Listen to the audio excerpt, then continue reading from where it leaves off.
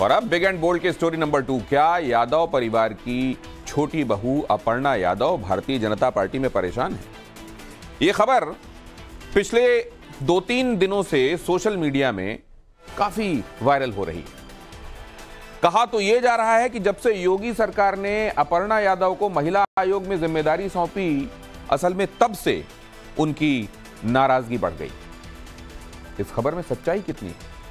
क्या वाकई अपर्णा ने घर वापसी का मूड बना लिया है, या फिर यह अखिलेश यादव के कुनबा जोड़ो प्लान का हिस्सा है? जवाब बिग एंड बोल्ड की दूसरी एक्सक्लूसिव स्टोरी।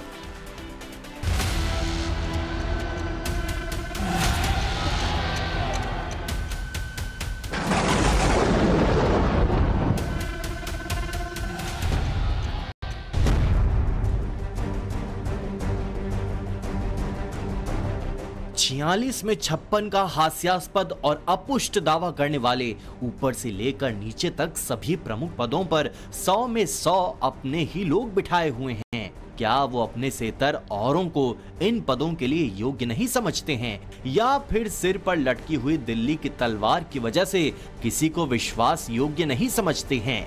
भाजपा अंदरूनी अविश्वास का शिकार है। सोशल मीडिया प्लेटफॉर्म एक्स पर अखिलेश यादव का ये पोस्ट बहुत कुछ बयां कर रहा है। इसमें उन्होंने यादव परिवार की बहू अपर्णा का नाम तो नहीं लिया, लेकिन इशारा साफ है। लोकसभा चुनाव के नतीजों के बाद से ही एक और समाजवादी पार्टी यूपी में बीजेपी और सहयोगियों पर आक्रामक रुख अपना रही है, तो वहीं बिखरे कुनबे को भी इकट्ठा करने में जुटी हुई है। इस बीच बड़ी खबर ये आई कि बीजेपी नेता अपर्णा यादव ने शिवपाल यादव से मुलाकात की है। ये वही तस्वीर है जिसमें अपर्णा यादव शिवपाल यादव के पांव छू रही है। तस्वीर सामने आने के बाद ये सवाल लखनऊ से दिल्ली तक के सियासी गलियारों में सुर्खियों में है कि क्या मुलायम सिंह यादव की बहू अपर्णा यादव बीजेपी में रहकर अब खुश नहीं हैं? क्या वो पार्टी से नाराज हैं? क्या समाजवादी पार्टी बीजेपी में सेंधमारी की कोशिश कर रही है? क्या चाचा शिवपाल सिंह यादव छोटी बहू अपर्णा यादव को समाजवादी पार्टी में लाने में जुटे हैं? बीजेपी नेता अपर्णा यादव के बारे में दावा किया जा रहा है कि वो समाजवादी पार्टी में वापसी कर सकती हैं। इन सबके बीच सूत्रों का कहना है कि अपर्णा की जल्द ही डिंपल और अखिलेश यादव से मुलाकात हो सकती है। बताया यह भी जा रहा है कि मुलायम सिंह यादव की श्रद्धांजलि सभा के मौके पर सैफई में पूरा परिवार इकट्ठा होगा। इसी दौरान तीनों के बीच बातचीत हो सकती है। इससे पहले जुलाई में जब अपर्णा के प्रति प्रतीक यादव लखनऊ के एक बड़े हॉस्पिटल में भर्ती थे, तब भी अखिलेश और डिंपल यादव ने जाकर उनका हालचाल लिया था। यूपी विधानसभा चुनाव से ठीक पहले जनवरी 2022 में बीजेपी में शामिल होने के बाद अपर्णा यादव लगातार कमल के झंडे को बुलंद करने की कोशिश में जुटी हुई हैं। लोकसभा चुनाव में बीजेपी उम्मीदवारों की जीत के लिए जी तोड़ मेहनत की थी। उसी अपर्णा के बारे में बीजेपी को टाटा बाय बाय करने की उड़ रही खबर की वजह क्या है? मैं बहुत आदर करती हूँ अपने सभी बड़ों का। राजनीतिक हमारी मतैक्यता नहीं थी, इसलिए हमने अपनी पार्टी बदली।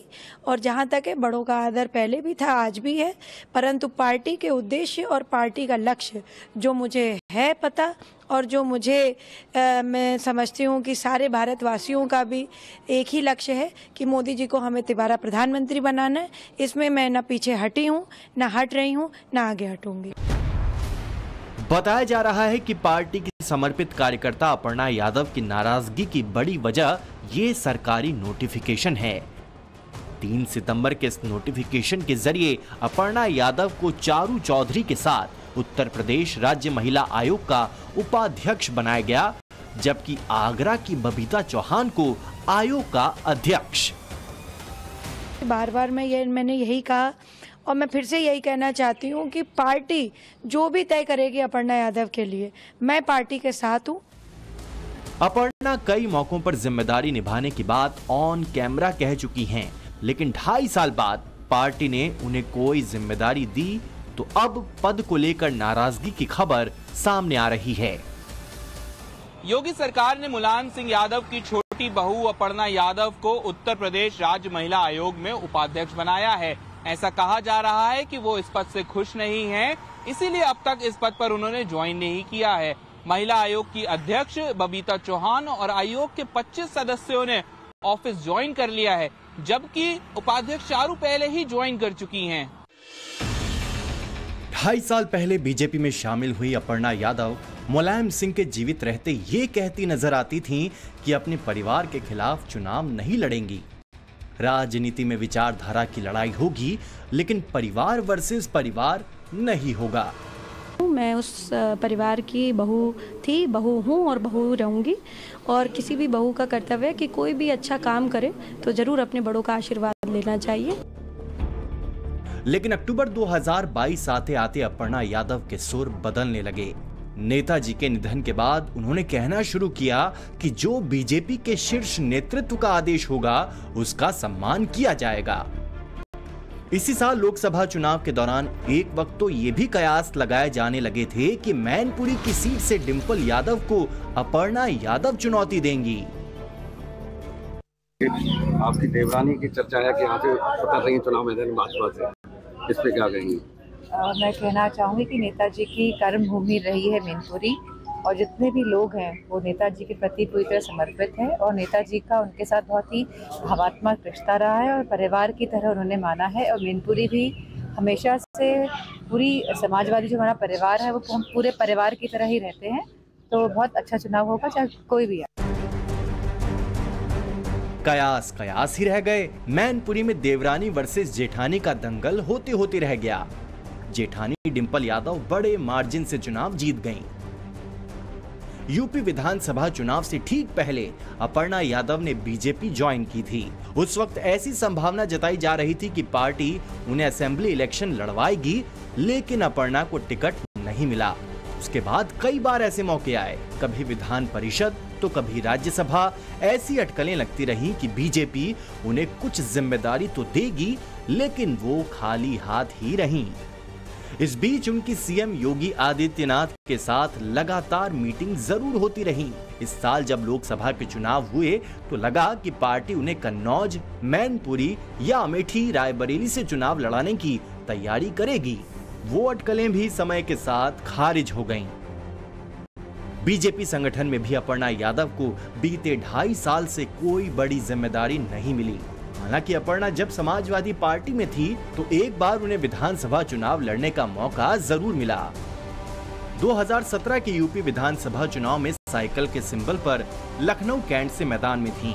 उस वक्त जेठानी डिंपल यादव ने देवरानी के लिए वोट भी मांगा था। अखिलेश यादव खुद भी घर की बहू को विधायक बनाने के लिए प्रचार करने पहुंचे थे। हालांकि बीजेपी की रीता बहुगुणा जोशी के हाथों उन्हें हार का सामना करना पड़ा था। मुलायम परिवार में कमोबेश हर कोई राजनीति में है।